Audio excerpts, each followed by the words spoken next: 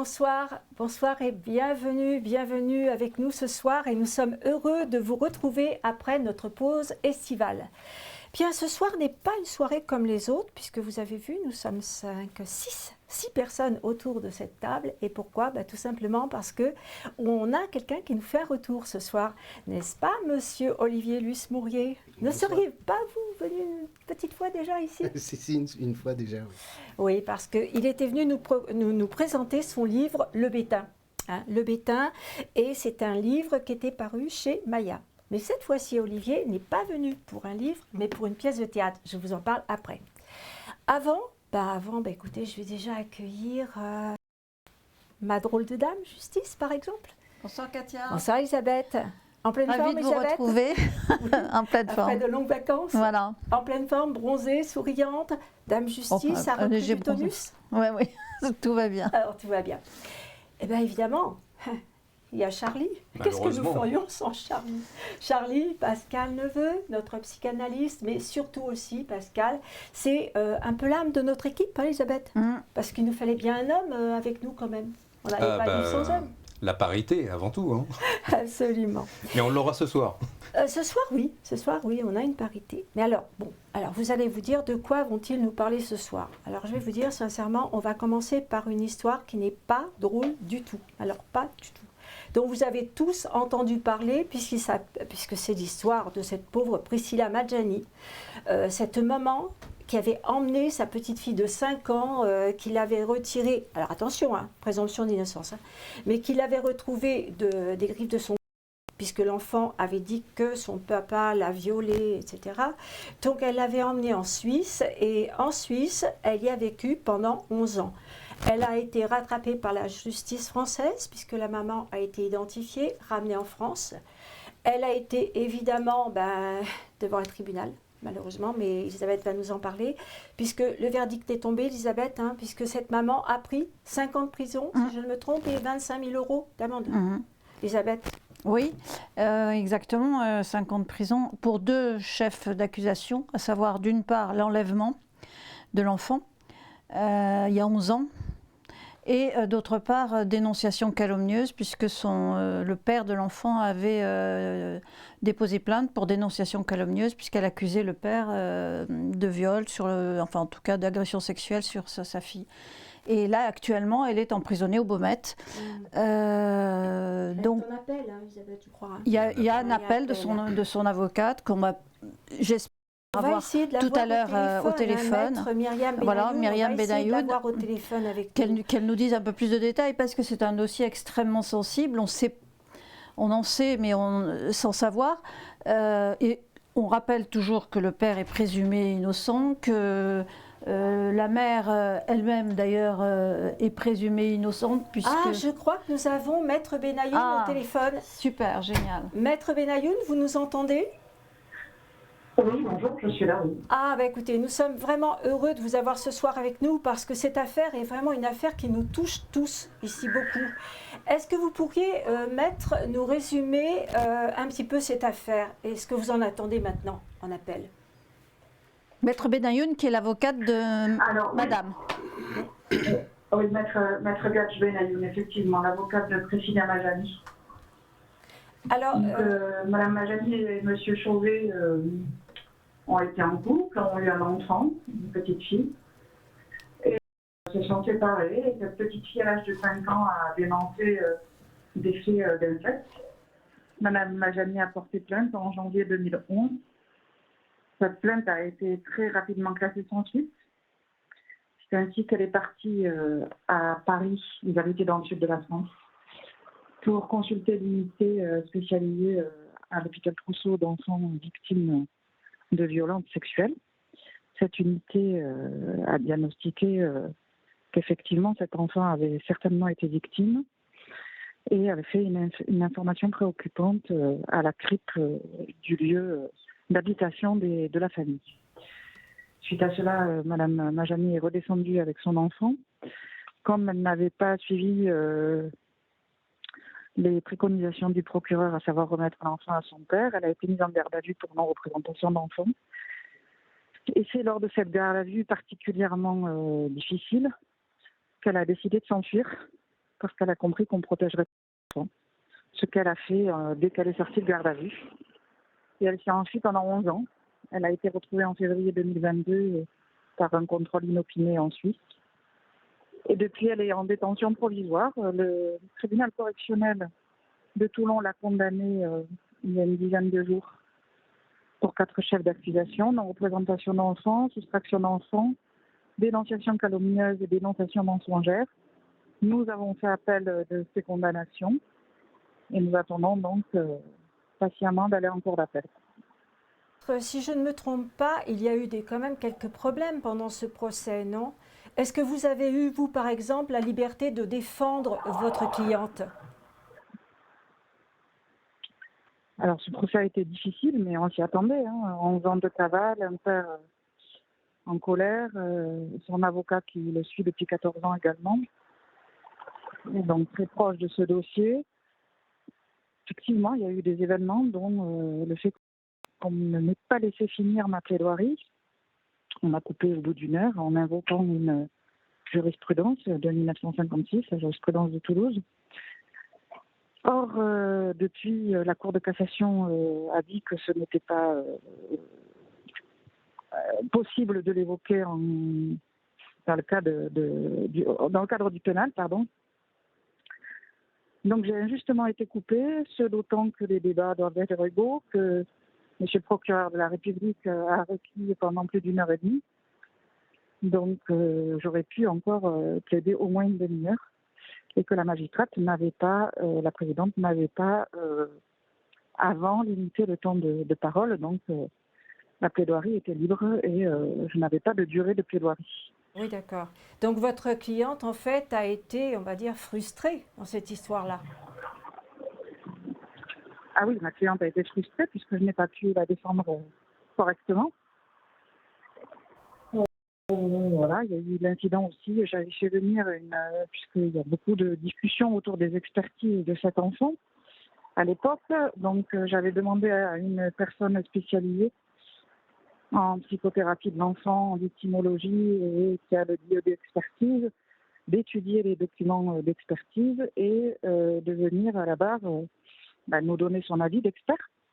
Ça me semblait important d'éclairer le tribunal de façon loyale.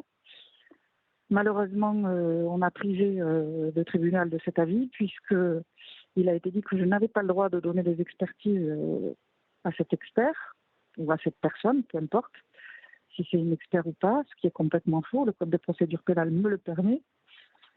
Ce d'autant que nous n'étions ni en instruction ni en procédure puisque tout était clos. Myriam, bonjour, c'est Elisabeth. Je voulais juste savoir si rien n'a été évoqué sur les dernières progressions qui ont été faites juridiquement avec le décret de novembre 21. Bon, bien sûr, rien n'est rétroactif, mais et sur les dernières déclarations de notre garde des Sceaux, sur le fait qu'on envisage quand même de suspendre les poursuites pour non-représentation d'enfants pendant une enquête, lorsqu'il y a des suspicions, justement, et notamment une plainte pour agression, maltraitance et agression sexuelle. Tout ça n'a même pas été évoqué? Alors non, on n'a pas pu l'évoquer, c'est ça. Ce d'autant que ce n'est pas rétroactif, comme vous l'avez justement dit. Effectivement, ce décret paru en novembre 2021 et qui rentre en application en février 2022 est une avancée considérable pour le parent protecteur, que ce soit une maman ou un papa, puisque pendant l'enquête, il ne peut pas être condamné pour non-représentation d'enfant, ce qui n'est pas le cas de Mme Majani.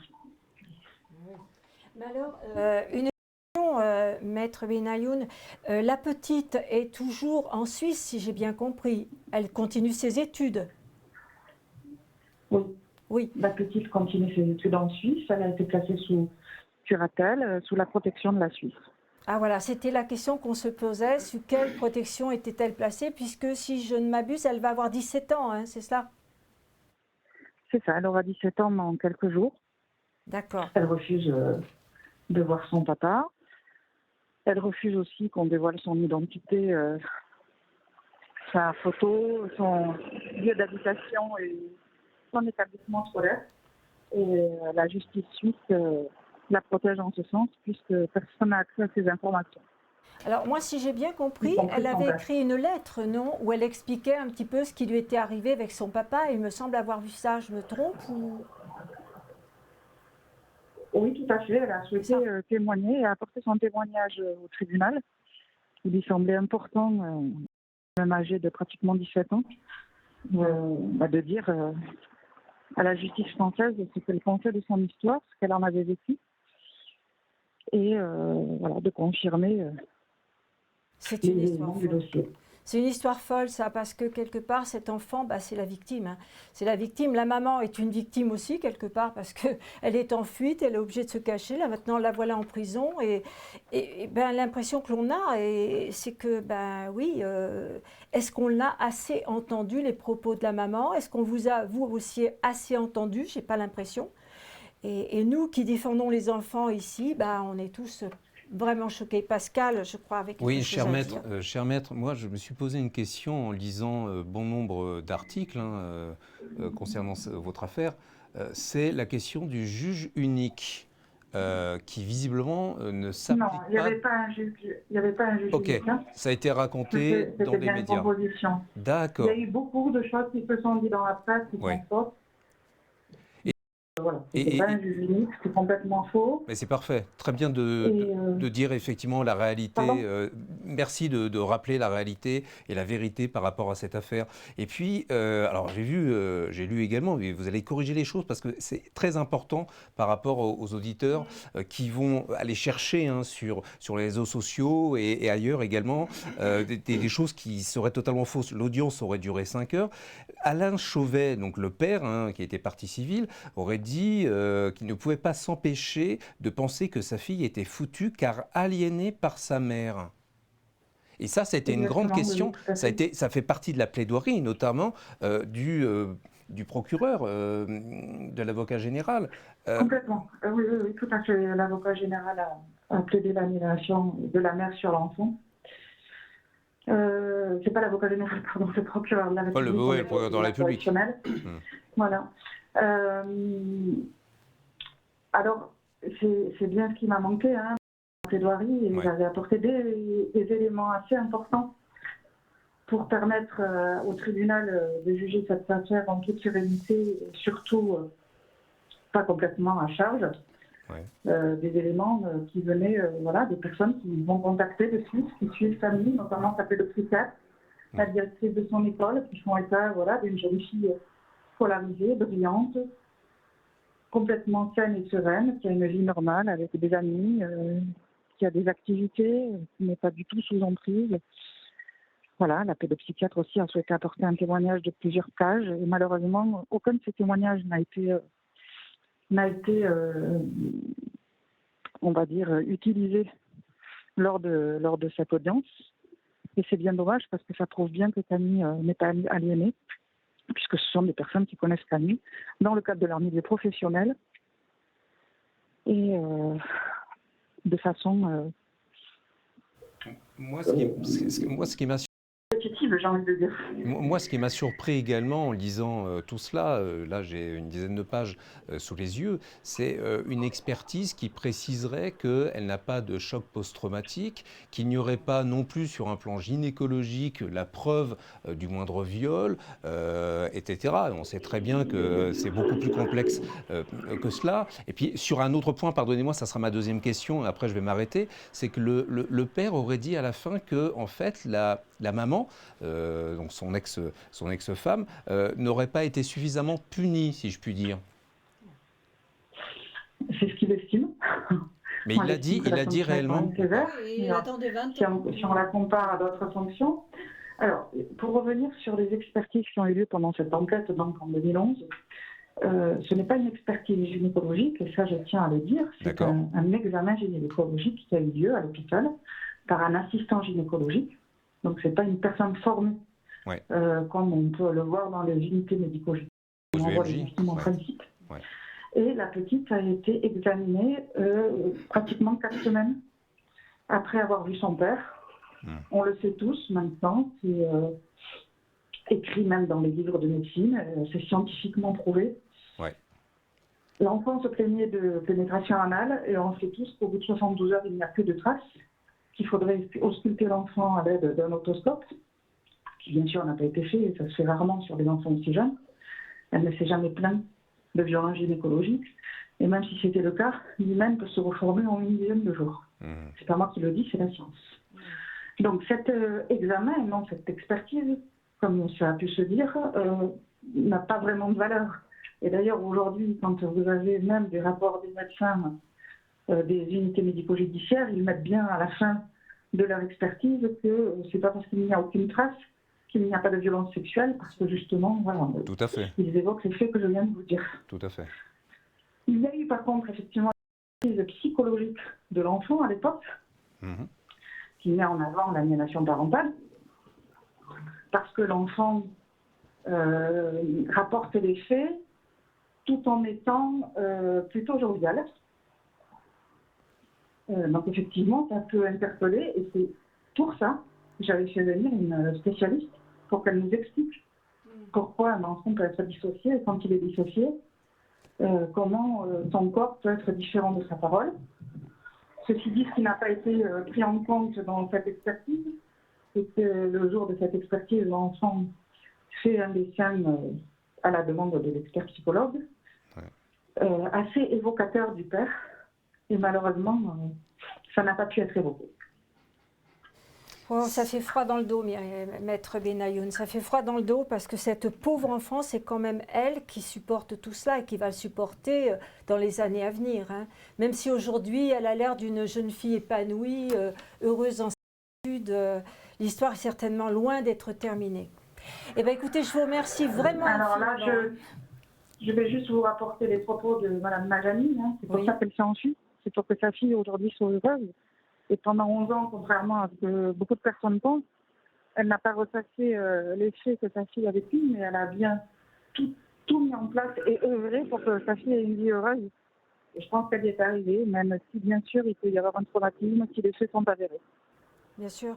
Mais enfin, nous savons tous que ça, on ne s'en sort pas aussi facilement que ça, d'autant plus que cet enfant, si elle ne veut pas voir son père, c'est quand même pas par hasard. Hein, voilà, donc il y a un gros problème dans cette histoire. Mais moi, Myriam, juste une question. Écoutez, je vous propose d'en discuter une fois qu'on sera passé à la cour d'appel. Et que j'ai c'était la question que j'allais vous poser. La cour. C'était la question que j'allais vous poser, Myriam, c'est est-ce que vous avez espoir d'avoir une date pas trop lointaine?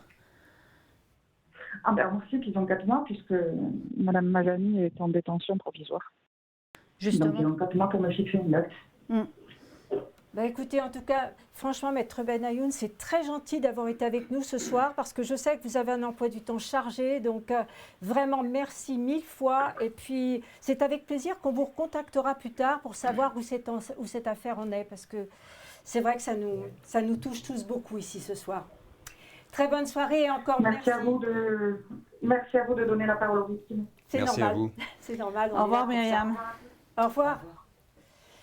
Pierre, ben, je pense que vous êtes comme moi, hein, c'est quand même une affaire qui donne froid dans le dos. Hein. C'est l'actualité, voilà. malheureusement, avec le sordide, et puis des choses qui sont très complexes, et deux parties qui s'opposent, et visiblement une affaire judiciaire qui n'est pas si claire que ça. Non, c'est pas une clair. petite question, parce que je suis un peu novice. Est-ce que ce genre de magistrate est formé justement à savoir que un examen après 4 semaines... non, c'est des magistrats qui ont une formation juridique, mais par contre, ils ne sont pas du tout formés. Et il n'y a pas de spécialisation chez les magistrats, justement, qui pourraient s'occuper que d'affaires un petit peu comme ça. À Bordeaux, l'école de la magistrature qui est à Bordeaux essaye de former justement les magistrats à ces problèmes. Parce qu'on s'aperçoit quand même maintenant, on commence à se rendre compte du fléau que sont les agressions sexuelles sur enfants et les incestes notamment. Donc ils commencent à essayer de faire une formation, mais bon, c'est un début. Mais cette magistrate qui interrompt la plaidoirie d'une avocate, est-ce qu'elle dort bien la nuit, cette dame-là? Alors là, non, mais ça, je veux dire, c'est pas nous qui avons... Quand on est avocat, c'est quelque chose d'assez banal. Oui, ben moi, les magistrats n'aiment pas les avocats. D'accord, bah, j'apprends quelque chose parce que surtout sur un cas aussi Ce sont des délicat, empêcheurs de tourner en rond. ouais, là. je Vous pensais savez pas à d'ailleurs, cette pendant cette capacité. il ne s'est pas passé que ça, parce que ça, par contre, on sait que c'est vrai, on peut en parler, c'est qu'en fait, cette magistrate ne parlait pas dans le micro. Ce qui fait que les 3/4 des propos qu'elle pouvait prononcer dans la salle, Personne n'entendait. non, personne n'entendait. Et c'est là, si vous voulez, où pour Maître Benayoun, que nous connaissons avec Elisabeth, qui est quelqu'un de fantastique, hein, vraiment pour les enfants, eh ben, elle n'a pas pu porter sa parole, porter les paroles de l'enfant. Et voilà, on se retrouve avec une maman en prison, une amende et devoir faire appel. Et pendant ce temps-là, si vous voulez, l'enfant est privé de ses repères. Parce que quand même, il faut voir les choses en face. Elle est qu'elle soit dans un foyer ou qu'elle soit simplement sécurisée par la Suisse, sa maman n'est pas là. Oui, Oui, d'une forme de c'est- culpabilité, C'est ça. du fait que sa mère l'a protégée et qu'elle, en toute jeune fille, doit se sentir très coupable aussi, Absolument. Absolument. parce qu'on gère pas très bien ça à 17 ans, quoi. Non, on peut pas. Comment voulez-vous qu'elle gère ça? Elle va avoir 17 ans, elle a sa maman en prison, son père qu'elle ne veut surtout pas voir, parce que ça, elle l'a dit, cet enfant, elle a décrit qu'elle ne voulait plus jamais revoir son père. Vous voyez un petit peu le conflit intérieur. Et l'accès également, on va citer Google, etc. Mais il y a le nombre d'articles qui ont été publiés sur l'affaire. Moi, là, j'en ai sorti 10 pages. Il y en a encore davantage, Bien sûr. avec tout et n'importe quoi. Bien sûr. Et puis, Maître Gedge Benayoun rappelait bien que ce n'est pas totalement la vérité. Et on le sait bien que les journalistes, parfois, pardon de taper un Non, tout petit mais peu c'est sur vrai, eux. Et c'est en plus, totalement Katia, vrai, voilà, c'est vous êtes totalement journaliste vrai. également. Moi, je suis la première à le dire. Quand on ne laisse déjà pas l'avocat terminer sa plaidoirie, c'est déjà très grave. Mais ça arrive combien de fois? C'est effrayant, c'est Il y a une effrayant. petite note positive dans cette histoire, c'est qu'elle a déjà 17 ans. Oui, Et à C'est 18 exactement ce que ans, je elle pourra disais, faire oui. un pied de nez en disant « Vous pouvez plus m'ennuyer, Oui, je fais elle ce a que je été, veux, j'ai oui, 18 Elle a ans. été protégée pendant 11 ans. ». Voilà. Toujours il faut qu'on parle toujours de cette présomption On dit, d'innocence oui, toujours. Bien évidemment. du père. Voilà, Mais mais c'est vrai à que- 18 ans, elle fera son choix. Oui, mais sauf qu'effectivement, en Suisse, il y a le comité national pour la dignité de l'enfant, ce qu'on appelle le CIDE de Lausanne, parce qu'elle Mhm. vit à côté de Elle est à Lausanne. côté de Je ne vais pas Lausanne, citer le Non, non, nom de la surtout ville pas. où elle est, etc., qui précise qu'à partir de 16 ans, effectivement, l'enfant peut être totalement soustrait et peut continuer à vivre de manière indépendante, continuer ses études en Suisse. Bah, écoutez, pour le moment, c'est ce qui se passe, puisque l'enfant reste en Suisse, elle est donc protégée en Suisse. Alors, juste pour la petite histoire, quand même, on va vous rappeler avec Elisabeth que la grand-mère avait été interpellée par la justice. Ils hein, ont été Elle a été condamnés. condamnée. Ils ont Il y a été eu- condamnés. Voilà. Ouais, ouais. Non, Il n'y a pas que la tante, non. grand-mère. La Non, tante, la tante a été relaxée. Elle a été relaxée, mais la grand-mère a La été grand-mère a condamnée été Voilà, condamnée c'est avec ça. du sursis. pour complicité. C'est une histoire terrible. Hein, c'est vraiment l'histoire de la rentrée, on va dire, puisqu'elle nous est tombée dessus au mois de septembre. Et c'est une histoire qui nous a fait froid dans le dos. Parce que nous qui sommes là pour protéger les enfants, on se dit, bah oui, là, il y a encore beaucoup à faire. hein. Beaucoup de travail. Beaucoup à faire. Mm. Bien, on va quitter cette histoire terrible parce que, et maintenant,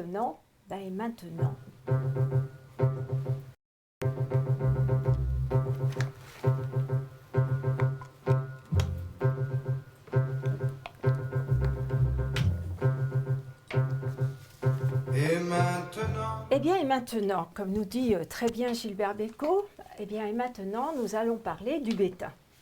Bon, alors le bétain, vous vous rappelez, je vous en ai parlé la dernière fois, j'étais très heureuse de vous présenter Olivier Luce-Mourier et de vous dire que il avait réussi à sortir de lui-même un livre. Parce que déjà, quand on a écrit un livre, ça prouve qu'on est déjà plus fort. Donc c'est fantastique. J'étais contente. Et puis il m'appelle en me disant, maintenant j'ai fait autre chose qu'un livre. hein. Maintenant j'ai une pièce. Il est capable de tout. Il est capable de tout, absolument. La prochaine fois, qu'est-ce qu'il va nous faire? Olivier, parlez-nous un petit peu de cette pièce. Qu'est-ce qui vous a donné l'envie de faire cette pièce? Pourquoi l'avez-vous faite? Et expliquez-nous ce que nous allons voir dedans. Est-ce que c'est la même chose que le livre ou est-ce que c'est différent? Alors déjà, non, c'est pas la même chose que le livre.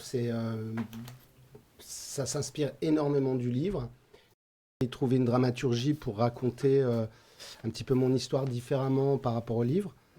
Ce qui m'intéressait surtout, c'était de raconter en fait le secret d'un garçon de 33 ans qui voit sa vie basculer le jour où il entend en 1999 qu'il va y avoir la dernière éclipse totale de soleil. Ce qui a bouleversé en fait ma vie, qui a changé beaucoup de choses et qui m'a donné envie de retourner en fait à la quête de ma mémoire, des éléments que je n'avais pas, etc. Et donc la pièce tourne autour de cette éclipse et d'un secret qu'un petit garçon de 7 ans tente de faire avouer à cet homme de 33 ans. Ah oui, alors donc si je comprends bien, ça veut dire aussi quelque part que dans le livre où nous découvrons toute l'histoire de ce petit garçon, hein, là vous ne cochez pas parce qu'en fait ça va au fur et à mesure, on sait qu'on est dedans. Là donc on va mettre un certain temps pour arriver à l'éclosion de cette vérité finalement. Oui, dans la pièce, vous voulez dire ? Dans la pièce.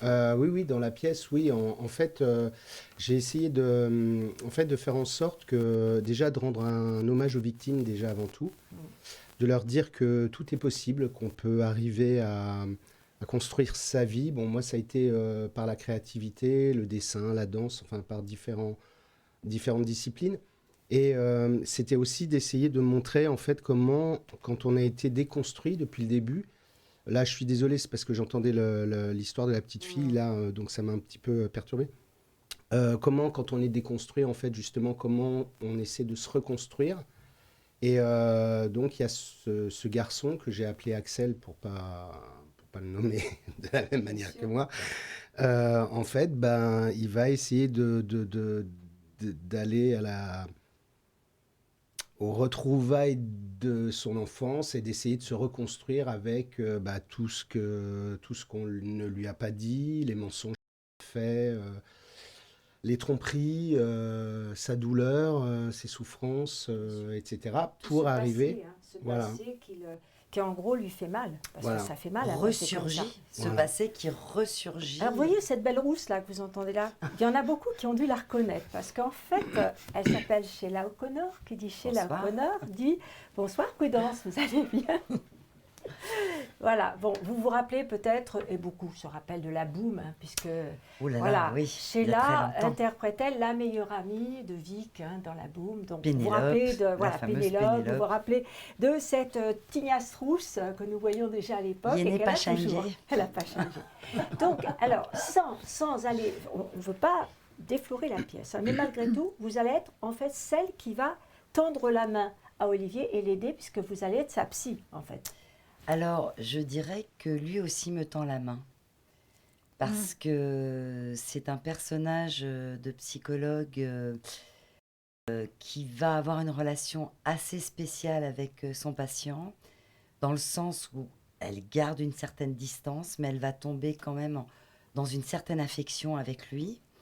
Et donc, c'est une psychologue qui ose se mettre en colère parfois, pour le pousser, parce que des fois, on sent qu'il est au bord de retrouver la mémoire, mais il faut le petit truc en plus, que peut-être dans un cabinet en psychologie, on n'a pas tout le temps, et qu'on va peut-être se permettre, quand on a 5 ans, 7 ans de thérapie avec quelqu'un, on va oser un peu plus. Et il la bouge aussi d'une certaine manière, parce qu'il y a un moment donné où... la manière dont est montée la pièce, ses souvenirs ressurgissent, mais lui-même vient pour les retrouver. C'est-à-dire que au départ, quand il arrive dans ce cabinet, il entend des choses intérieures, et c'est tellement... ça résonne dans sa tête, et ça s'appelle le bétain, et c'est le bétain qui lui parle, et c'est tellement... il n'arrive plus à tenir debout, parce que là, il sent que s'il ne fait pas quelque chose, si ça ne sort pas, ou si ça ne rentre pas, il ne sait pas au départ, il peut en mourir.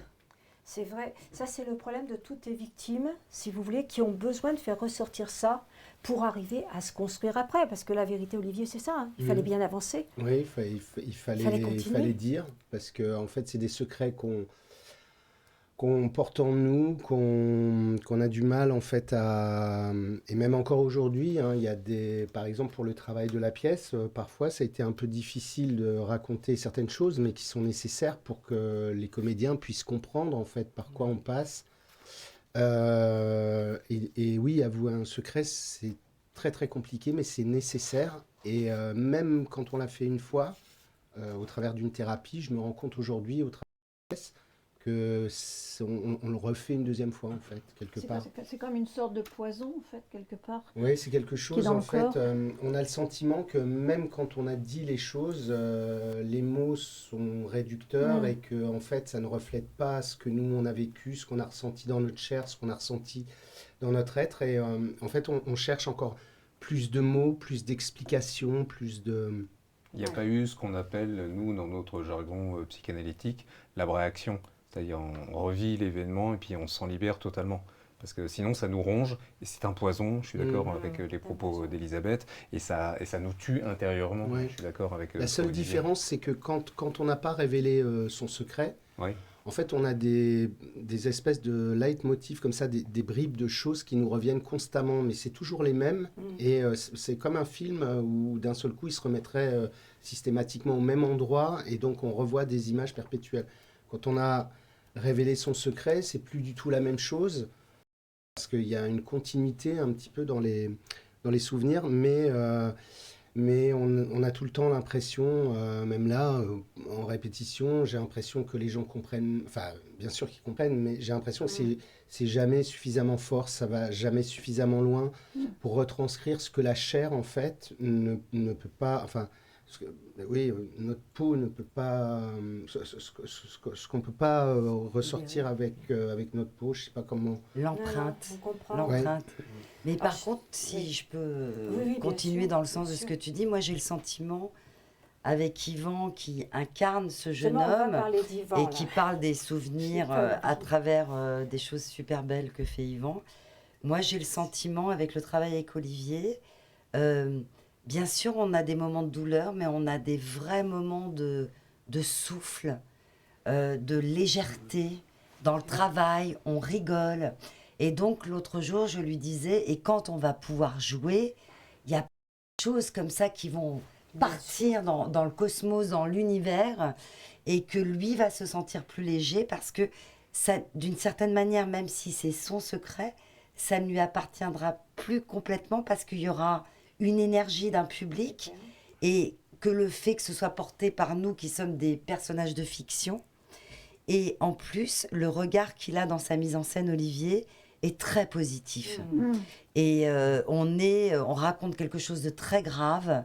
Il y a des moments hyper émotionnels, mais il y a des moments de respiration, de douceur, de grâce.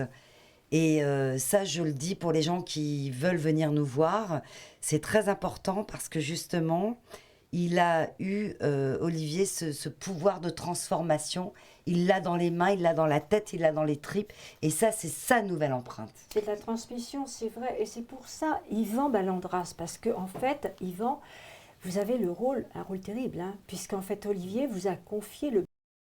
Vous êtes le bétain, vous êtes Olivier dans cette pièce, hein, et c'est pas rien. Alors, moi déjà, j'ai envie de vous dire, quand on vous a proposé ce rôle, parce que quand même, un rôle comme ça, c'est pas n'importe quel rôle. Qu'est-ce que vous, en tant qu'être humain, qu'est-ce que vous avez ressenti ?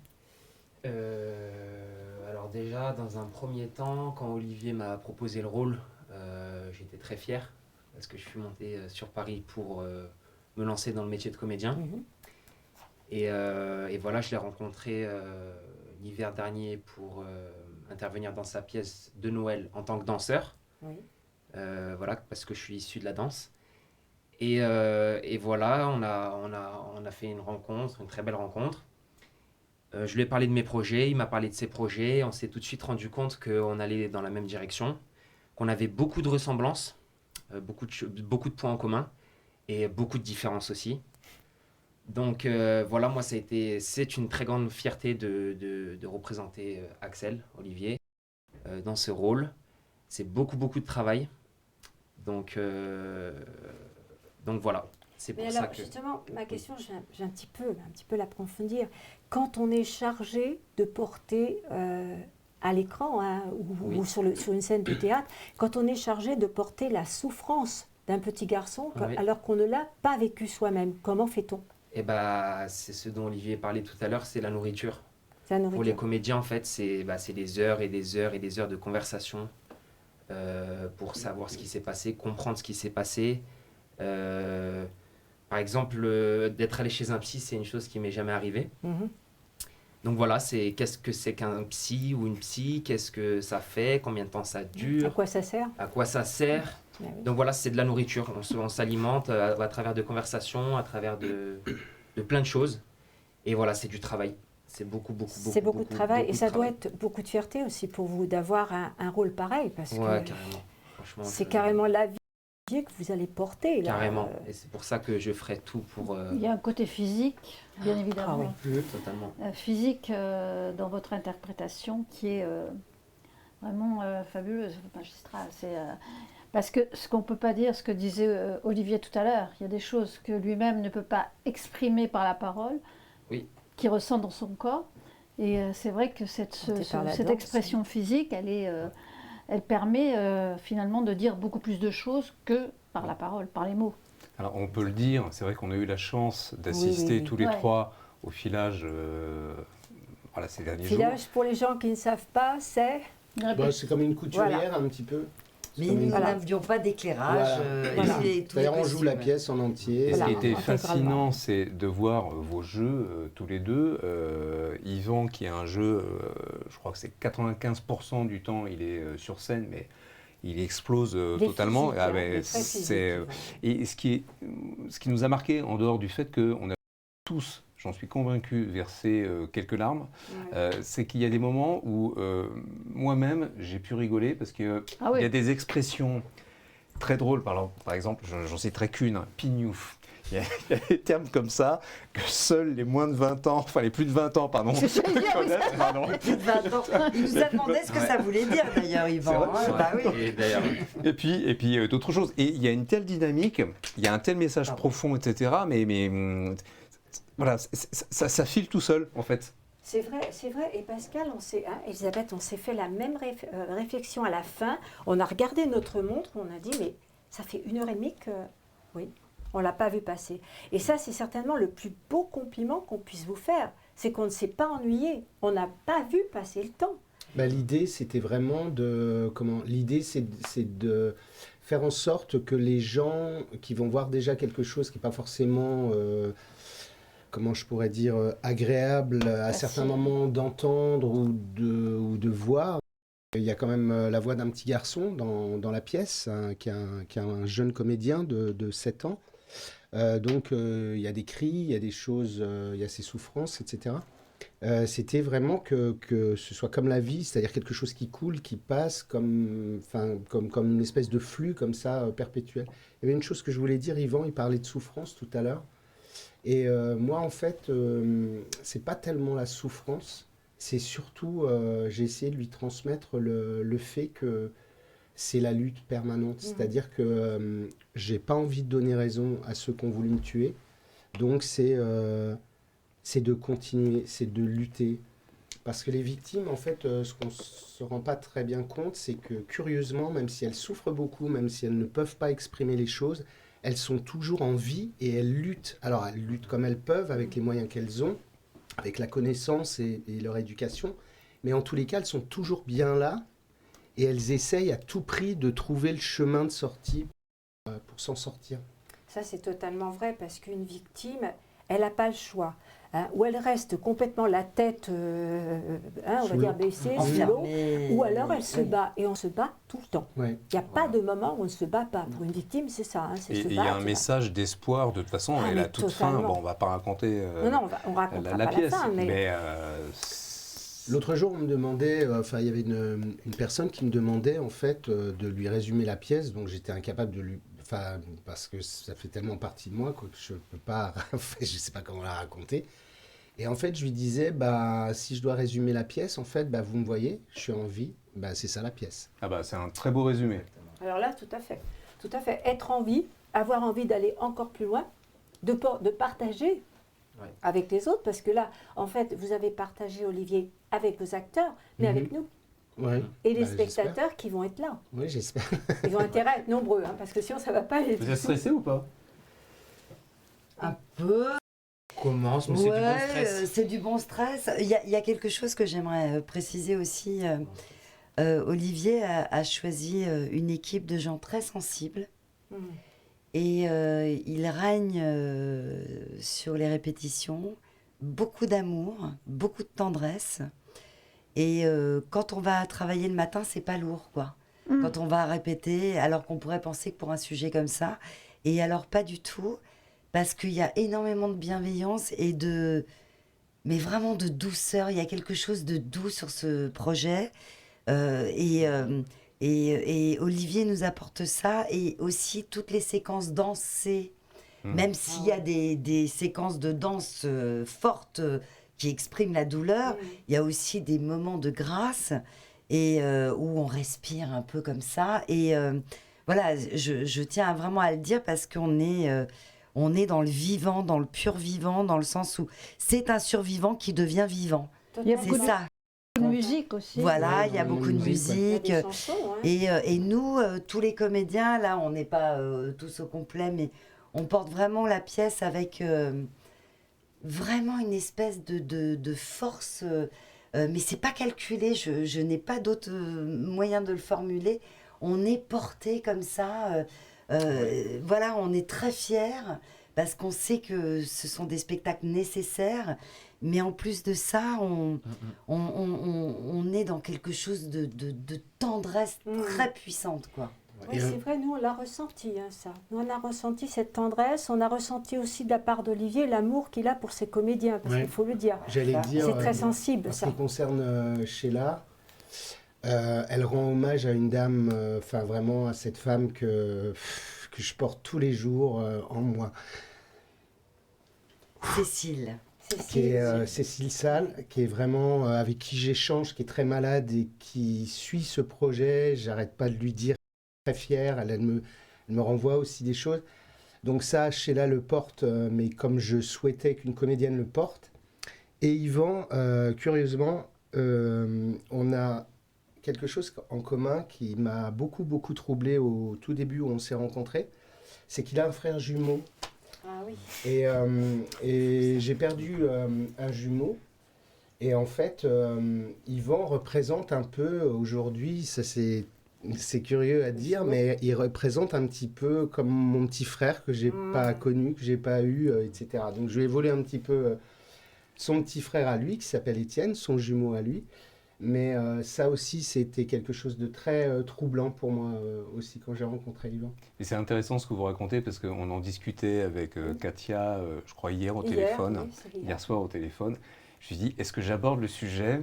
Je suis psychanalyste, est-ce que j'aborde le sujet ? Et puis on s'est dit non, peut-être pas, parce qu'ils sont à quelques jours justement de la représentation. Si, mais pour moi, c'est super important. Et puis j'ai tilté à un moment donné, je me suis dit, forcément, voilà, ce lien connexe entre vous deux. J'ai compris plein de choses. Hein. Ouais, comme je commence à vous connaître maintenant. C'était très troublant parce que j'ai rencontré Yvan qui était danseur sur un spectacle de Noël. Vous saviez qu'il était jumeau à ce moment-là ? Non, pas du tout. Et en fait, c'est quand je lui ai fait lire la pièce et puis ensuite qu'on s'est présenté l'un à l'autre pour se dire qui on était, d'où on venait, etc. Il m'a parlé de son frère jumeau, donc là, ça a été un truc... Là, ma tête, en fait, elle est partie ailleurs. Et ça a été quelque chose de... Je ne sais pas comment le dire. Parce qu'Yvan, il le sait, je lui ai dit 15 000 fois. C'est vraiment comme mon petit frère. C'est le frère que j'aurais aimé avoir. C'est le fils que j'aurais aimé avoir. Il y a un truc voilà, comme ça qui est... Et ça, c'est l'équipe entière. Ce que disait Sheila, c'est qu'on est une famille. C'est ce qui fait qu'on est content de se lever le matin. Et c'est ce qui fait qu'on a un stress positif pour samedi. C'est qu'on s'est donné les moyens, on a bossé dans une bonne... avec joie. Exactement. Et qu'on n'a rien à se reprocher. Et on est fatigué en même temps, on a la pêche en même temps, c'est assez marrant. Parce qu'on est une espèce c'est une sorte de troupe. Voilà, mais on avance tous pareil, quoi. C'est assez drôle. C'est une famille. Hein. Ah oui, mais c'est Olivier qui a créé sa famille. 8 heures par jour, c'est pas rien. Oui. C'est du vrai travail. C'est masochisme. Comment ? Non, mais en plus, c'était pendant... Ça fait un petit peu plus d'un mois là, qu'on répète. 8 heures par jour, c'est beaucoup. C'est des moments qu'on partage ensemble, c'est des déjeuners, c'est des discussions, c'est les répétitions à proprement parler. Enfin, c'est presque, ça fait presque comme un couple, une famille, quoi. Des petites engueulades aussi, hein, comme dans une famille. Il n'y en a pas eu beaucoup. Il y en a eu. Mais par rapport à vos carrières, Vous avez une carrière plus ancienne, pardonnez-moi. Ben, je suis... Tu es désagréable. Est-ce que vous attendiez, dame de la est-ce que troupe, vous hein, faut le attendiez dire. un tel rôle? Qu'est-ce que ça change dans votre carrière? Et puis pour Yvan également, qu'est-ce que ça va transformer également? Vers quoi ça va vous amener? Alors moi, pour une fois qu'on ne me propose pas Pénélope 2400, déjà, j'étais très touchée, d'accord. J'ai mis ma carrière un peu de côté à cause de ce problème où j'étais étiquetée Pénélope. Et en France, de changer d'étiquette, c'est le parcours du combattant, on va dire. Donc, C'est un peu comme James Bond, quoi. Oui, voilà. Mais j'aurais préféré être James Bond quand même, sauter d'un immeuble, d'un hélicoptère, avoir des belles nanas ou des beaux gars dans les bras. Bon. Attention, Sheila, rappelez-vous, Roger Moore, James Bond, c'était un homme battu. Ouais. Alors, faut Ah peut-être ben oui, mieux mais pas être comme James quoi, Bond, voilà, pas tous, oui. en tout Après, cas. je pensais à des James Bond autres. Je pensais pas à lui parce que là, c'est vraiment une époque très très lointaine. Et en fait, moi, j'ai vécu de mon écriture pendant des années. J'étais scénariste parce que autant être servi par soi-même, mais en fait, je ne m'écrivais jamais de rôle parce que j'aime être dirigée par un réalisateur ou un metteur en scène et au féminin, hein, bien sûr. Et Olivier, quand il m'a contactée, j'ai lu sa pièce assez vite. Bon, soyons clairs, je l'ai prise en pleine face, hein, comme on dit, comme ça. Mais avec cette intelligence du cœur et de l'écriture, il y avait une intelligence comme ça dans son texte, où je sentais que c'était quelqu'un qui maîtrisait son sujet aussi. C'est-à-dire que moi, je ne voulais pas travailler avec quelqu'un sur les genoux.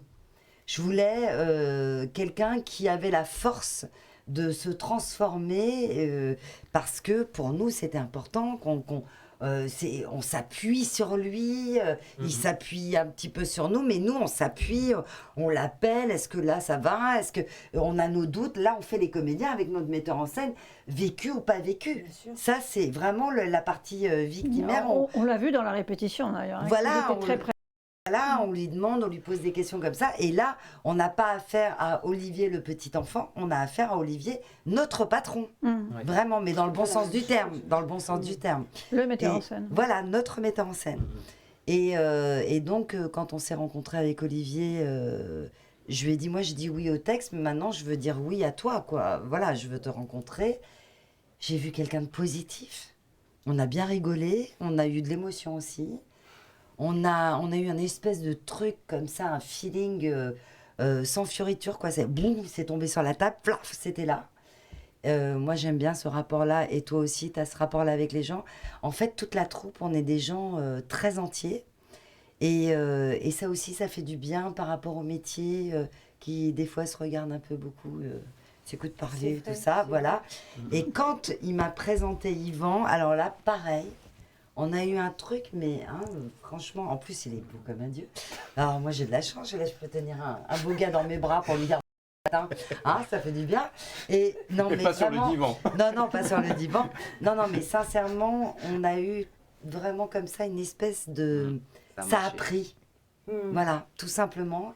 Ça a pris. Et du coup, quand il y a des moments délicats pendant les répétitions, où Olivier va plus profondément dans certains conseils en parlant de son vécu. Des fois, il nous dit « ma mère était comme ça » ou « mon beau-père était comme ci » ou moi, j'étais dans tel état ». On écoute, mais il y a quelque chose de très présent, très accompagnant. Il y a une confiance. Il y a une confiance, exactement. Il y a quelque chose comme ça où... Et ça circule. C'est ça la transmission. Et voilà, et ça circule. Justement, moi, je voulais parler de deux acteurs qui, moi, m'ont vraiment impressionné pendant le filage, justement. C'est la personne qui fait votre mère et votre beau-père. Parce Arnaud que c'est deux rôles Charlotte. qui ne sont pas simples, hein, vraiment pas sympathiques, surtout. Et Charlotte Nemoz. C'est ça. Arnaud, je l'ai rencontré, puisque moi j'ai travaillé sur ce projet, en fait, ça fait 1 an et demi. J'ai rencontré Yvan donc il y a 1 an. Et j'avais rencontré déjà Arnaud dans la première équipe que j'essayais de monter pour la pièce. Et Arnaud, en fait, n'a rien du tout en commun avec ce beau-père. Et ce qui est important aussi de dire, que ce soit pour Sheila ou pour Yvan, justement, il n'y a pas de similitude avec les vraies personnes, ni physiques, ni autres. Ça, c'était super important pour moi de garder la distance. Et Arnaud arrive à jouer quelque chose d'extrêmement violent, d'extrêmement puissant, si je puis dire, alors que lui, il n'est pas du tout comme ça. C'est un être plutôt délicat, qui est Il plutôt est même doux. très réservé. Oui, c'est quelqu'un qui est vraiment aux antipodes du personnage qu'il joue. Et Charlotte, pareil, qui est plutôt une jeune femme douce. Elle est obligée d'entrer dans un rôle qui est un peu plus compliqué parce que il y a des moments de colère qui sont Violente, inexpliqués, de maltraitance vis-à-vis de son petit garçon, etc. Ce qu'elle n'a pas encore vécu, puisqu'elle n'a pas été maman encore. Donc voilà, faut essayer de transmettre un petit peu tout ça. Ouais, ça c'est un peu Justement, délicat. Olivier, moi je vais vous poser une question. L'autre fois, lorsque vous êtes venu ici pour le livre, vous avez craqué au moment où on a évoqué votre maman. Du coup, j'ai un peu peur d'en parler. Non, pas du tout. Parce que moi, je voulais quand même vous poser une question, parce qu'on est ressortis tous les trois, après la pièce, en se disant, mais il n'a toujours pas fait le deuil de sa maman. Toujours pas, non. Hein? C'est ce que nous avons ressenti. Mais c'est très compliqué de C'est faire très le deuil d'une compliqué, mère. hein, d'autant qu'elle n'est plus de ce monde, hein, votre Non, maman. elle Olivier, est hein. décédée en 2010. Justement, hier, je pleurais beaucoup parce que, en fait, je me demandais pourquoi je pleurais en fait sur le sort de ma mère, puisque tout ça, c'est il y a très très longtemps. En fait, la réponse que je me suis donnée, c'est que la première fois où j'ai joué au théâtre de l'œuvre à Paris, ma mère m'avait dit qu'elle viendrait. J'ai attendu pendant un mois, elle n'est jamais venue. Donc en fait, elle ne m'a jamais vu jouer. Et là, je me disais, c'est curieux, j'écris une pièce qui parle aussi d'elle, pas forcément dans des termes très glorieux ou très valorisants, mais enfin, en tous les cas, c'est ce qu'elle était. Et je me disais, elle n'est pas là non plus. En fait, il y a cette espèce de côté petit garçon qui est perdu, qui aimerait avoir quelqu'un qui lui dit, c'est bien ce que tu fais, continue mon grand, enfin, ce genre de paroles Compliqué, oui. qu'on a envie compliqué. d'entendre de sa maman ou de son papa. Justement, alors là, je vais rentrer un petit peu dans le côté émotionnel et personnel, Olivier. Je vais vous poser une question. Est-ce que lorsque l'on a vécu cette enfance-là, est-ce que l'on peut être parent, à votre avis? Alors moi non, j'ai refusé, à l'époque, je vivais avec une fille, j'ai refusé d'avoir des enfants.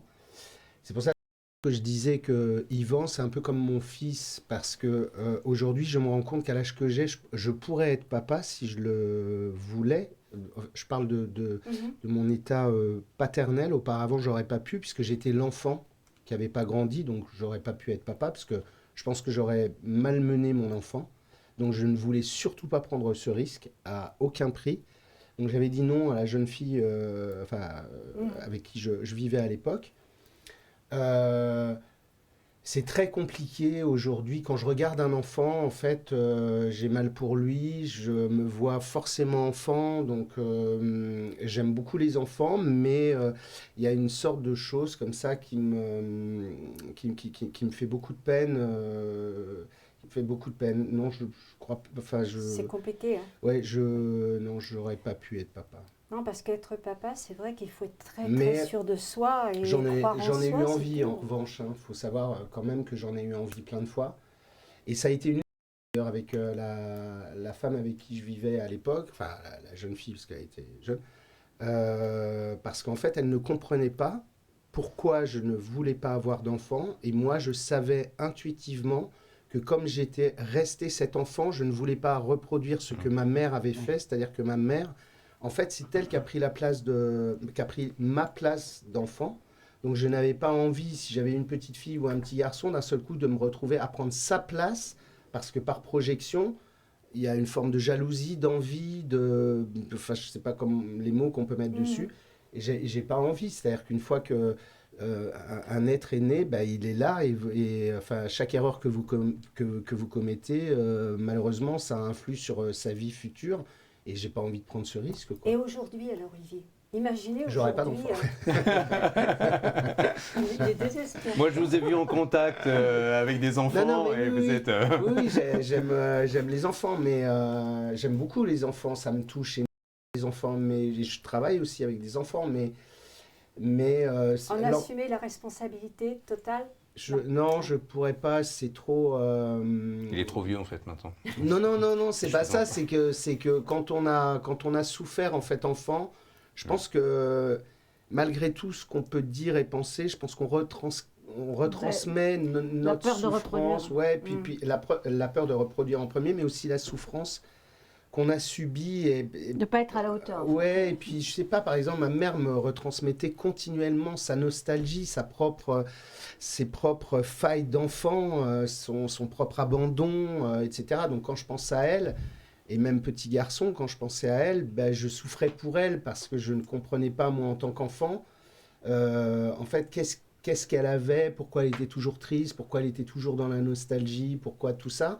Et du coup, on s'annule en tant qu'enfant, mais c'est pas normal de Oui, c'est s'annuler sûr, en tant c'est qu'enfant. sûr.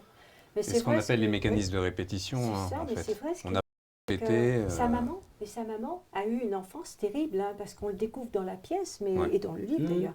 On découvre le passé hyper compliqué de cette maman. Oui. Donc c'est vrai qu'avoir une maman qui n'a pas, en gros, qui n'a pas grandi non plus, hein, parce que Mais c'est un non. peu une femme C'est enfant. ça. Oui, C'est oui, ça. c'est Être complètement ça. soi-même quelqu'un qui n'arrive pas à grandir, en effet, moi je peux comprendre. Ce qui est très bien. très souvent le cas sur un plan. Vieillir sans devenir adulte, hein, c'est ça. C'est vieillir sans avoir grandi. Voilà, sans avoir grandi. Enfin, faut J'avais quand même retenu dire que cette phrase. c'est pas une pièce morbide. Hein. Ah, pas du tout. C'est Ah une non, pièce pas du qui, Ah non, non, comme je disais tout à c'est l'heure, tonique. elle raconte des choses extrêmement poignantes, cette pièce. Bah, voilà, et puis le vécu, malheureusement, de bon nombre de victimes, mais il y a un message d'espoir énorme. Oui, parce que je voulais que dans la mise en scène, ça représente ce que je suis pleinement à l'intérieur, à l'extérieur, dans mes rapports avec les gens, etc.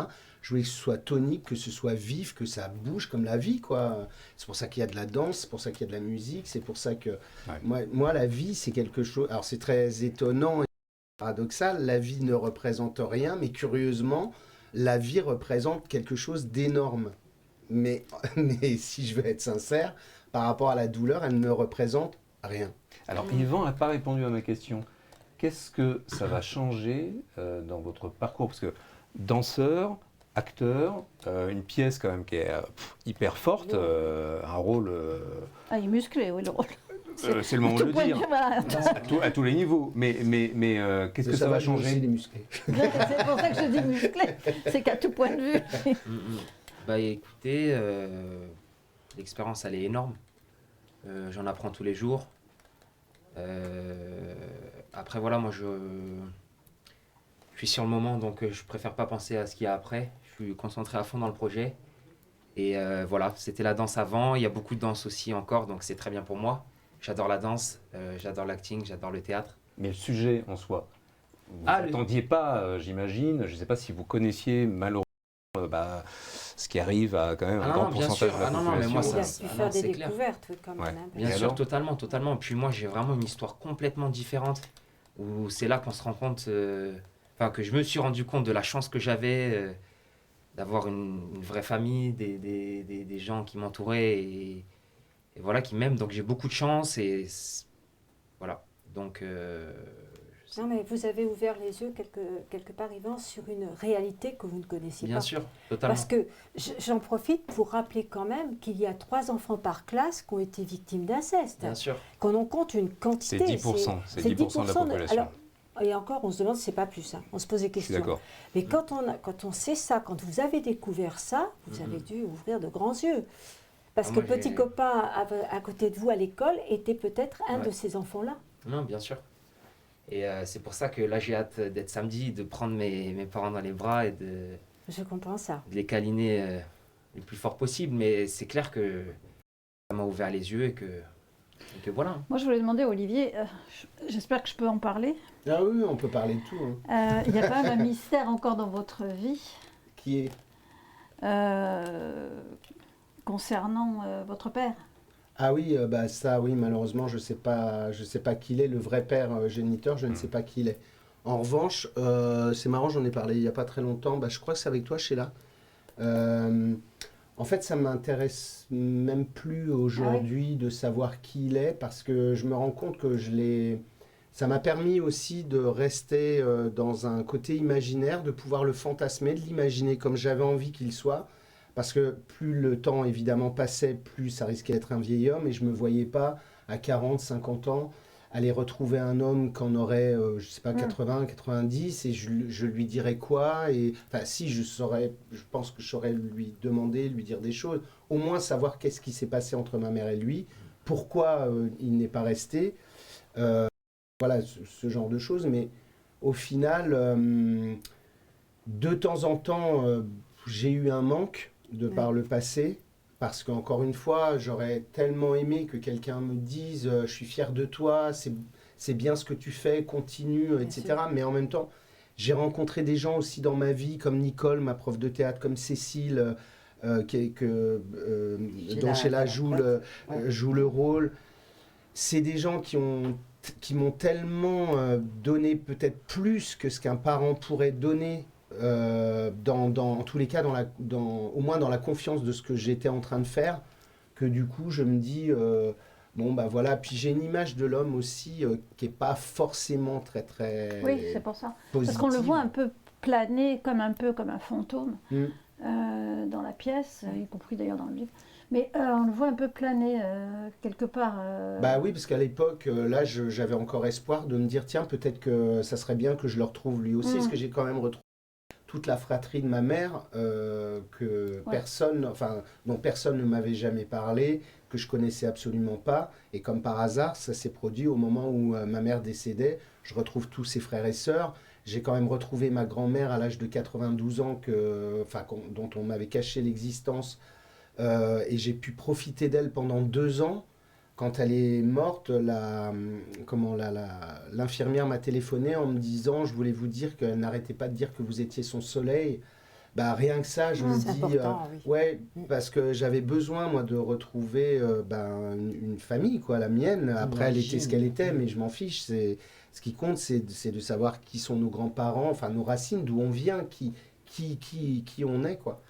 Et le papa, au final, c'est celui que j'ai dans ma tête, dans mon imaginaire. Mais c'est aussi un élément dramatique pour la pièce. C'est un outil dramatique. Parce que aussi maintenant, je pense qu'Olivier, il a cette capacité. Ça, c'est un outil dramatique. Ça, c'est un outil ressenti. Ça, vous voyez, et je pense que le père, c'est dans la pièce, moi je le ressens comme ça, où quand la scène avec justement Yvan et Charlotte, voilà, effectivement, il est dans l'air, mais c'est... Oui, c'est ça, on en le sent. Mais c'est vrai que toi, t'es pas trop habité par ça. Et j'allais dire, ce qui est génial avec Olivier, c'est qu'il n'est pas en reconstruction, il est totalement en construction. C'est-à-dire qu'il a passé le cap de la reconstruction. C'est vrai, hein, vraiment, moi je le sens après, très ça fort. m'empêche pas, là je pleure beaucoup en ce moment, etc. Parce que forcément, d'abord, il y a beaucoup d'émotions, que j'ai 57 ans et que forcément, ça m'oblige quelque part à refaire le tour comme ça de ma vie, c'est-à-dire de revenir en arrière et de revoir mon enfance, mon adolescence, enfin comment toutes les choses se sont enchaînées les unes après les autres. Mais en même temps, alors c'est très étonnant parce que je dis une chose et son contraire, mais je suis très heureux d'être comme je suis aujourd'hui, même si profondément il y a une blessure que je ne pourrais jamais penser, c'est comme ça. Mais même si je pleure à des moments, ce sont pas des pleurs je m'apitoie pas sur mon sort. Ça sort, c'est comme ça, et il faut que ça sorte. Mais quand on a travaillé, c'était vraiment ce que je voulais donner à mes comédiens, c'était la force, c'était vraiment de leur dire, voilà, ce qui compte, c'est la vie, la force, on continue le combat, on va jusqu'au bout.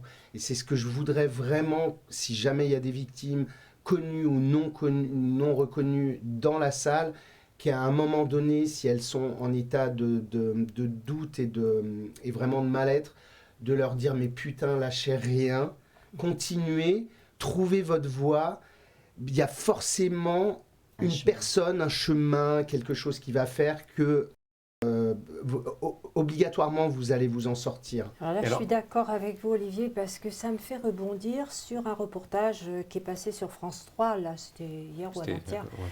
Voilà, j'avais demandé à mes 2 acolytes là, de regarder ce reportage parce que moi, je l'avais vu en avant-première. Et j'ai pas été bien pendant ce reportage, je le dis franchement, j'ai beaucoup souffert parce que je ne voyais pas où se trouvait l'avenir des personnes qui étaient interviewées là. Et je ne voyais que de la désolation. Je n'avais pas l'impression que l'espoir les habitait ou allait les habiter. Et je suis sortie de là, mais je ne peux pas vous dire à quel point j'étais mal au point que j'ai dit à mon mari, on ne reste pas à la soirée organisée, je ne veux pas, je ne peux pas, j'ai pas envie de trinquer, j'ai pas envie de boire du vin, j'ai pas envie de rire, j'ai pas envie. J'avais qu'une envie, c'était de me sauver quelque part et d'essayer de digérer ce reportage qui m'avait vraiment bouleversée. Quand j'entends parler Olivier, il fait partie des personnes qui sont des soleils et qui disent, ben oui, j'ai vécu tout ça, c'est vrai. Ça, je l'ai eu, hein. Je l'ai eu sur la tête, ça m'a fait mal, j'en pleure encore, mais j'en pleure d'émotion. Bien sûr que j'aurais aimé que ça soit différent, mais il y a demain. Et moi, le mot demain, je ne vis qu'à travers ça. Demain, nous, on est là pour ça. Quand on fait cette émission, tous ici, c'est pour vous dire, vous les victimes, vous qui avez souffert, si on est là, c'est pour vous demain. C'est pour vous dire, vous avez le droit à demain. Et quand Olivier dit, bah oui, bah moi je préfère ne pas avoir eu d'enfant, c'est un libre choix.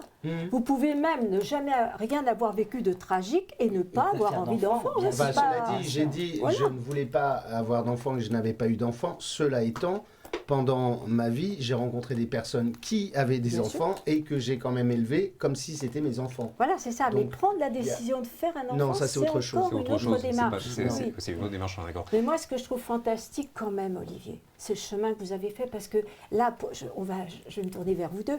Vous vous rappelez, quand il est venu pour son livre, vous ne trouvez pas qu'il y a un sacré chemin qui a Si, été si. fait? Moi, je trouve ça bouleversant. Oui, c'est plus le même quelque part. Il Bah, a c'est- encore accompli. Et il a justement, grandi. alors en plus en lien avec le documentaire qui effectivement était, je ne vais pas dire larmoyant, enfin Ah, pour moi, voilà, il c'était était terrible. morbide, Ouais. voilà, on va le dire. Moi, j'ai Et- pas eu le même sentiment. Ah bon mais ma grande question, c'était plutôt que le surnom le Bétain, le nouveau surnom, ce serait quoi maintenant? Au soleil. Je sais Vous pas. n'êtes pas obligé de répondre tout de suite. Hein. Non, si, alors je parle pas pour moi, je parle pour... là, je vais renvoyer l'image à Yvan, puisque maintenant c'est Yvan qui... C'est lui qui porte maintenant tout. Moi, je lui ai transmis. C'est lui le Bétain maintenant? Non, maintenant... Ah non, non, surtout Bah, pas. surtout Mais pas. si je mettais un mot, et justement, je le mettrais sur Yvan, ce serait le gagnant. Ah oui. C'est très, Moi, très le bien bétain, choisi. ça me va très très bien. Le bêta, Non, mais tu disais, le bêta, c'est quoi? Ça veut dire un peu, pas débile, mais C'est quelque le chose débile. de très péjoratif. C'est un taré, c'est un... Ouais, voilà. C'est un... C'est un mot de un race, fou. hein, c'est Oui, ça. hein. c'est un terme péjoratif pour dire... c'est un... En Quoi, fait, oui, c'est voilà. ça. Non, non, mais ça Non. se va pas du tout. non, non, mais ce que je voulais dire, Bon. c'était que c'est son histoire. C'est Il s'est le bétain. approprié. Pour hein, moi, c'est ça, voilà, c'est c'est ça. Oui, mais tu voilà, je me la suis transformes. appropriée, Voilà. je la transforme, Ouais. mais ça reste toujours ce qui s'est passé. Ça pourra jamais partir. Ben, Mais on s'en sert d'appui pour aller de l'avant, pour penser à demain, pour inspirer les autres. Oui, mais Absolument. Yvan sera jamais le bétain, puisque c'est moi. Et donc, Bien comme sûr. je lui ai retransmis le moi, mais pas le bétain, que je garde en moi, du coup, si C'est je le dois bête mettre de- un le mot, bête de. non. Si je dois mettre un Bétain, mot, bête c'est de. le gagnant, parce que d'abord, je crois beaucoup en lui. Une chose que j'ai pas dite, c'est que c'est le choix aussi des comédiens. Déjà, quand Sheila m'a dit oui, alors ça m'a beaucoup touché. Parce que moi, Sheila, bien sûr, on est de la même génération. Je l'avais vu effectivement dans le film qu'on a cité tout à l'heure. Mais j'ai suivi aussi Sheila autrement, sur ce qu'elle faisait, etc. Et d'ailleurs, je me permets une chose, c'est de dire que Sheila a réalisé un très très joli film sur son papa, qui avait la maladie d'Alzheimer, qui s'appelle Duo et qu'on peut voir sur YouTube. Et je le conseille vraiment à tout le monde parce que c'est un très très Moi, joli je parle film. des aidants. Et Je moi, parle l'ai des vu. aidants. Je l'ai vu chez là, ce film. Ouais. Olivier m'en avait parlé, je l'ai regardé, c'était vraiment très Et touchant. quant à et Yvan, c'est moins sur mon papa que sur s'occuper de son papa. Oui, Voilà. oui, tout à fait. Et quant à Yvan, bah, lui, en fait, c'est un garçon. Le premier jour où je l'ai vu, donc il était danseur sur un de mes spectacles. Le premier jour où je l'ai vu, je lui ai dit, tu devrais être comédien. Le premier jour où je l'ai vu, je savais qu'il avait un talent fou. Le premier jour où je l'ai vu, je me suis dit, ce mec-là, je mettrais tout en mon pouvoir, tout ce que je pourrais lui donner pour qu'il grandisse, pour qu'il fasse des progrès, pour qu'il apprenne, pour lui donner. C'est pour ça que je parlais tout à l'heure de fils un peu, Oui, de tout à frère, fait. parce que quand je le vois, c'est un peu comme si c'était mon fils, mon frère. Enfin, c'est pas la même chose, mais C'est un gagnant. ouais, Un c'est ça. gagnant, C'est un gagnant qui hyper travailleur. Absolument. Hyper travailleur. Je veux dire que vous êtes tous des gagnants. Parce Bien que sûr. cette pièce-là, je vous assure, si vraiment elle ne fait pas un tabac, moi je n'y comprends plus rien. Et je serais furieuse. Je suis déjà Que furieuse. les petits-ans, je vous entends. Que les petits-ans, je vous entends. Ah non, mais c'est vrai, c'est pas possible parce qu'on se dit, le premier, c'est samedi, hein, on va tous être Et on joue à à Puteaux Asnières. aussi. Oui, J'ai oublié de dire, on joue à Puteaux. Alors ça me touche énormément parce qu'en fait, on joue à Puteaux le jour des droits de l'enfant. des droits de Les droits de l'enfant. l'enfant. Le Donc 19 pour moi, et le 20 symboliquement, ça novembre. c'est c'est juste, super important. ouais. C'est super 19 et 20 important. novembre. Voilà. Mais là, À on va Puteaux. être là pour soutenir cette pièce, on va être là, d'autant plus que nous, on sera d'autant plus là qu'on va être aussi sur scène pour animer le débat avec C'est la ça. scène. Et ce que l'on espère vraiment tous ici, hein, c'est qu'il va y avoir beaucoup de questions. Parce que moi, je vous le dis, je vous le répète, je suis une ancienne victime. Et je n'ai pas de honte à le dire et je n'ai pas de honte à en parler. Et ce que j'aimerais bien, c'est que tous ceux qui vont être là et qui portent encore une charge, eh bien, la libèrent et nous posent des questions. Mhm. On sera là pour leur répondre. Et nous, on sera présents. Et préciser que toutes les personnes qui ont envie de venir le premier sont les bienvenues. Il y a encore des places. Il y a encore il y a encore quelques- il y a encore quelques places. Les places sont gratuites parce que je veux offrir cette chose, encore une fois, pour les victimes avant tout. C'est pour Bien elles sûr. vraiment que je veux donner. Enfin, c'est un drôle de cadeau, mais c'est Oui, un message en c'est tous bien les cas. d'expliquer pourquoi c'est gratuit, Bah parce que oui. c'est rare. C'est gratuit parce que je veux, tout comme j'ai invité des personnes âgées, que j'ai invité aussi des collégiens et des lycéens, etc. En fait, je veux que les gens, je ne sais pas comment l'exprimer, mais c'est leur donner. C'est de la transmission, en fait. Oui, Et sensibiliser. oui. En tout Et cas, c'est au nous, on a théâtre été Armand très Béjart, faut contents de vous préciser. avoir là. Elle a raison, Sheila, de préciser que c'est au théâtre Armand Armand Béjart, Béjart, à à Asnières. Asnières, Mm. qu'il reste des places. Oui. N'hésitez pas à contacter le numéro qui s'affiche. Hein. Il y a un numéro de téléphone que vous pouvez joindre pour réserver encore des places. Faites-le.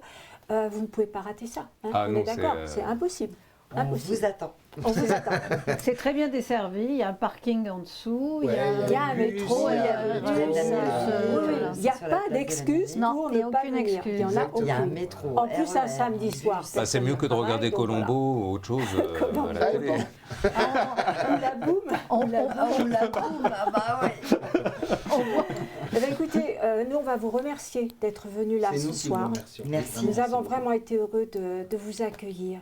Alors moi, je vais conclure en vous disant que vous allez nous retrouver maintenant tous les mois. Donc on se retrouve le mois prochain. Que le mois prochain, nous aurons d'autres thèmes, puisque nous avons d'autres invités, et que eh bien, nous vous donnerons des nouvelles de cette pièce, parce qu'on va, bien sûr, on va vous tenir au courant. Comment elle marche, comment se portent les acteurs, s'ils sont rentrés sains et saufs après cette interview, on ne sait jamais. Hein. Non, mais vraiment, on a été heureux.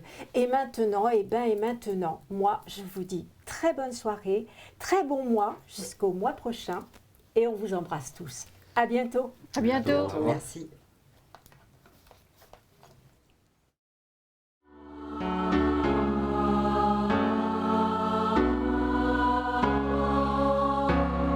Certains se souviennent des pas qui s'approchaient dans le couloir des chambres ou autres sales endroits. Pour toi, Katia, les bois, le parc, trahir la confiance d'un enfant. Le violer, c'est lamentable. Souiller tout son corps suppliant, le vendre aux amis notables.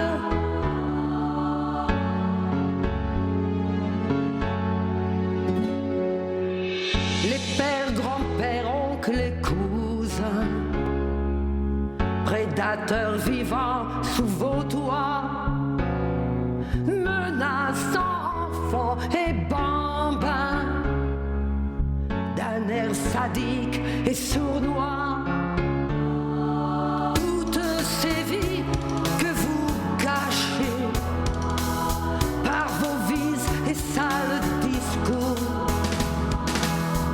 Mais s'il existe un Dieu caché, qu'il vous pende haut et court.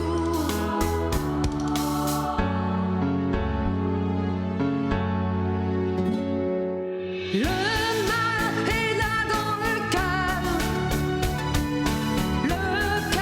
est dans la maison, celle de l'horreur au fond du caleçon. Le mal est aussi dehors du moindre soupçon. Tu es ignoré ou étouffé.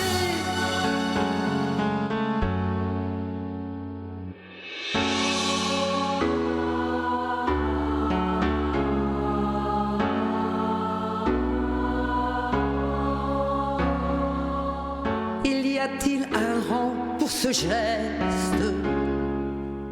Pédocriminel, violeur, car cet acte se nomme inceste. Bourgeois, paysan ou tuteur,